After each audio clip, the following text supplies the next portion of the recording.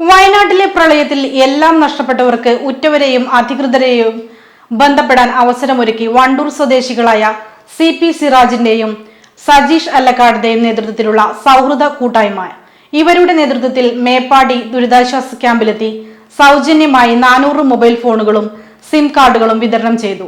ഒരു മാസത്തേക്ക് വിളിക്കുന്നതിനുള്ള സൗകര്യവും ഫോണിലുണ്ട്. ഇവരുടെ നേതൃത്വത്തിൽ ദുരിതാശ്വാസ ക്യാമ്പിലേക്ക് ബന്ധപ്പെട്ടപ്പോൾ ഭക്ഷണവും മറ്റു കാര്യങ്ങളും വേണ്ടത്ര ഉണ്ടെന്ന വിവരമാണ് കിട്ടിയത്. തുടർന്നാണ് ഇവർ പ്രളയത്തിൽ എല്ലാം നഷ്ടപ്പെട്ടവർക്ക് ബന്ധുക്കളെയും സുഹൃത്തുക്കളെയും അധികൃതരെയും ബന്ധപ്പെടുന്നുള്ള അവസരം ഒരുക്കാൻ തീരുമാനിച്ചത്. സുഹൃത്തുക്കൾക്കിടയിൽ ധനസമാഹരണം നടത്തിയാണ് ഇതിനുള്ള പണം കണ്ടെത്തിയത്. ഉത്തരവാദിത്തപ്പെട്ട അധികൃതർ നൽകിയ ലിസ്റ്റ് അനുസരിച്ചാണ് മൊബൈൽ ഫോണുകൾ നൽകുന്നത്. ആ മേഖലയിലെ സിഗ്നലുകളുള്ള BSNL, എയർടെൽ സിം കാർഡുകളാണ് ആക്ടിവേറ്റ് ചെയ്ത് നൽകുന്നത്.